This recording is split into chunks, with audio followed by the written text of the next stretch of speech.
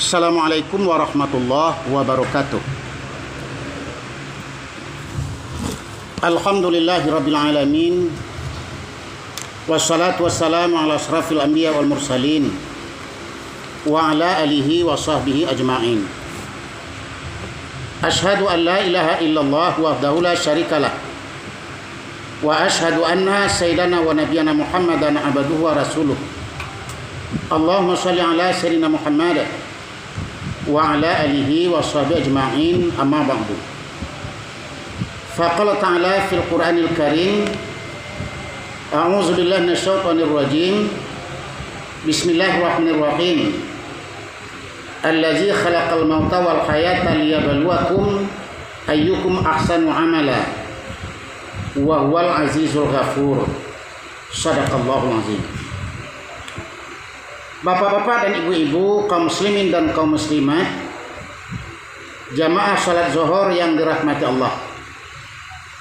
Pertama, kita bersyukur kepada Allah Subhanahu wa taala yang telah melimpahkan rahmat dan kurnia-Nya kepada kita semua.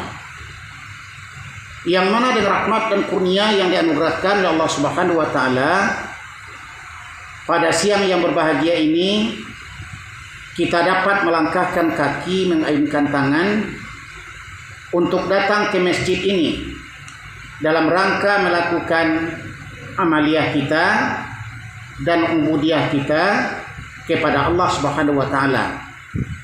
Semoga semua amal dan ibadah yang kita lakukan dijadikan amal saleh dan bermanfaat untuk kita dalam kehidupan akhirat nanti.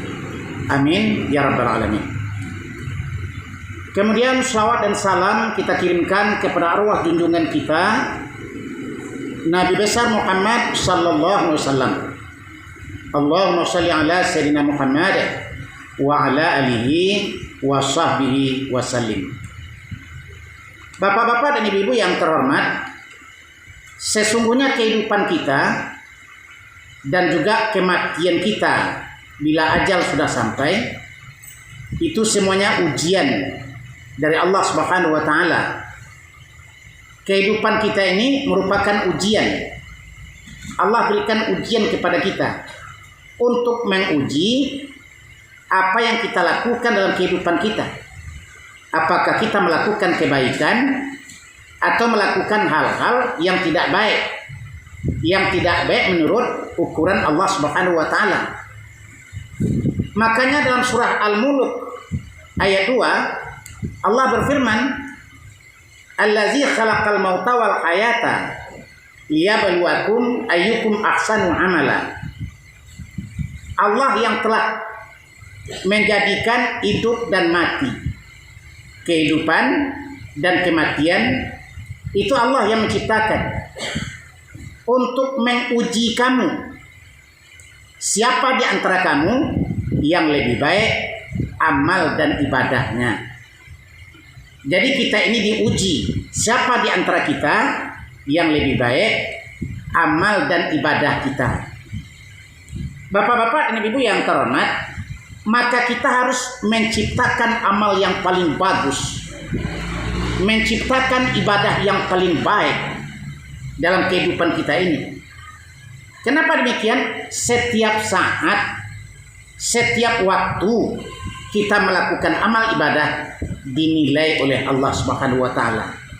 Dan Allah itu Maha mendengar dan Maha melihat. Nah, bapak-bapak dan ibu-ibu, kaum muslimin kaum muslimat yang berbahagia, dalam salat kita baca Sami'allahu liman hamidah.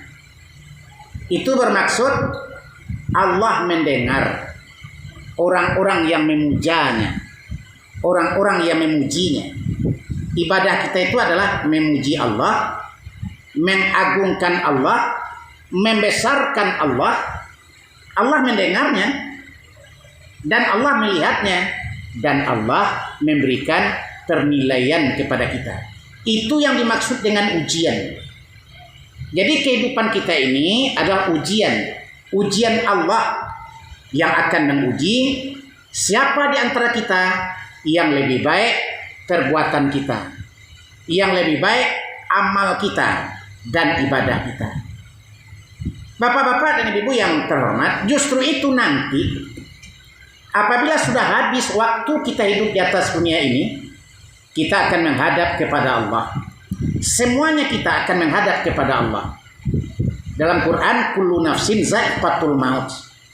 Tiap-tiap makhluk yang bernyawa pasti akan wafat, akan sakratul maut, dicabut nyawanya oleh malaikat maut, menghadap kepada Allah Ta'ala. Di waktu sakratul maut, di waktu kita menghadap kepada Allah Subhanahu wa Ta'ala, itu ada dua golongan orang. Yang pertama, kalau adalah kita orang-orang yang baik, amal kita, ibadah kita, perbuatan kita, keimanan dan ketakwaan kita, waktu kita hidup di atas dunia ini, kita menjadi orang husnul khotimah. Ditutup semua kegiatan duniawi kita, ditutup ajal kita dengan tutup yang baik, dengan tutupan yang bagus. Tapi kalau kita tidak pernah mengingat bahwasanya kehidupan kita ini dinilai oleh Tuhan, gerak-gerik kita dinilai oleh Allah Ta'ala, kita berbuat sesuka hati kita, bahkan berani melakukan dosa, maka pada saat kita menghadap kepada Allah, kita akan menghadap Allah dalam keadaan su'ul khotimah. Ditutup kegiatan duniawi kita, ditutup ajal kita, ditutup hidup kita dengan tutup yang jelek, tutupan yang buruk. Nah, bapak-bapak dan ibu-ibu, kaum muslimin dan kaum muslimat yang berbahagia, yang husnul khotimah ini, orang yang menutup ajalnya dengan cara yang baik, dengan ketaatan, dengan keimanan, dengan ketakwaan kepada Allah, ini diantaranya Allah gambarkan dalam surah An-Nahl ayat 32. Apa kata Allah Subhanahu wa Ta'ala? Allazina tatawaffahumul malaika thayyibin yaquluna salamun alaikum udkhulul jannah bima kuntum ta'malun.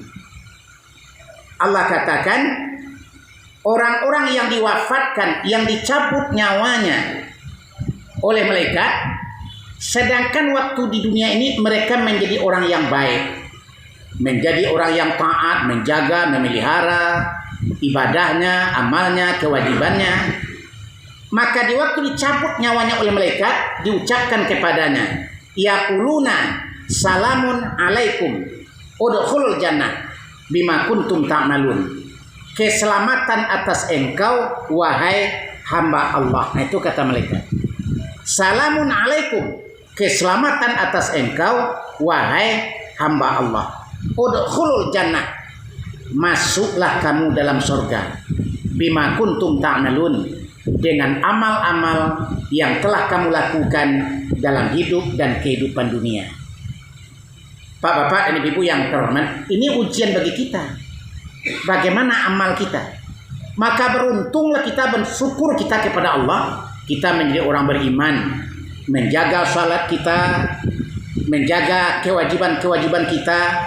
Bagaimanapun sibuknya kita, kalau datang panggilan Allah Subhanahu wa Ta'ala, kita menyingkirkan kesibukan-kesibukan itu dan kita menghadap dulu kepada orang yang memanggil, yaitu Allah Subhanahu wa Ta'ala.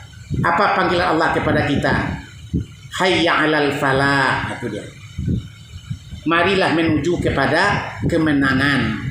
Jangan kita anggap kita pergi salat ke masjid ini menuju kekalahan atau menuju kerugian.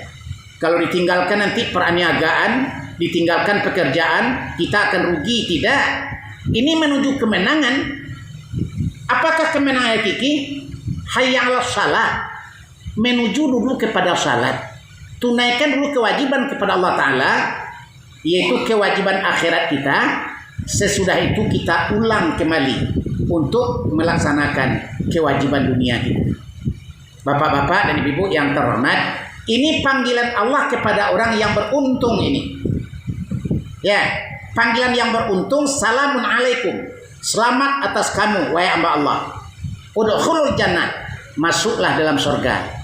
Bima kuntum ta'malun, dengan amal ibadah yang telah kamu lakukan selama di atas dunia ini. Yang kedua, yang su'ul khotimahnya, Bapak-bapak dan ibu-ibu yang terhormat. Juga Allah terangkan dalam Al-Quran bagaimana malaikat maut maksudnya datang kepada orang yang tidak patuh kepada Tuhannya. Dalam surah Al-Anfal ayat 50 Allah berfirman, walau tara idh yatawaffal ladzina kafaru al-malaika yatribuna wujuhahum wa adbarahum wa zuqu azabal hariq. Apa kata Allah? Kalau kamu melihat bagaimana malaikat mencabut rohnya orang-orang yang kufur kepada Allah, mencabut nyawa orang yang tidak taat kepada Allah, orang-orang yang engkar. Bagaimana caranya? Yang pertama, yatribuna wujuhahum, dipukul oleh malaikat wajah mereka dengan telapak tangannya. Nah, bapak-bapak ibu yang terhormat, bagaimana kira-kira malaikat memukul dengan telapak tangannya? Wa adbarahum, dan dipukul tengkoknya. Para ulama mengatakan supaya hilang wajahnya yang saleh.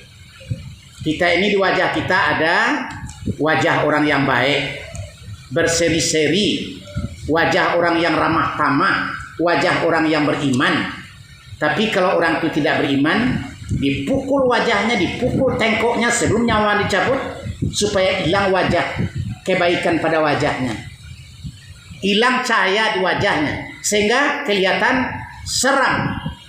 Dikatakan kepadanya, wazuqu azabal hariq, rasakan olehmu sesudah ini azab Allah yang sangat pedih. Bapak-bapak dan ibu yang terhormat, betapa sedihnya di saat malaikat maut datang akan mencabut nyawa, yang diucapkannya bukan kata-kata selamat, malah ancaman, wazuqu azabal hariq, rasakan olehmu sesudah ini azab Allah yang sangat keras. Zalika bima qaddamat aydikum wa annallaha laisa bizallamin lil 'abid. Yang demikian itu, kata beliau, kata malaikat, akibat perbuatanmu waktu hidup di atas dunia. Sedangkan Allah tidak pernah berbuat zalim kepada para hambanya. Jadi kalau ada orang yang tersiksa di saat sakratul maut, atau di dalam kubur, atau di akhirat, jangan katakan Allah itu zalim. Tetapi semuanya itu terjadi akibat perbuatan kita waktu kita hidup sekarang. Maka fikirkanlah bapak-bapak dan ibu-ibu yang terhormat, bahwa setiap kita akan menghadap kepada Allah. Di waktu kita berangkat menghadap kepada Allah Subhanahu wa taala, yang kita bawa adalah amal. Yang kita bawa adalah ibadah kita, kebaikan-kebaikan kita. Yang lain-lainnya, pangkat, harta, keluarga, teman, sahabat, tinggal semuanya.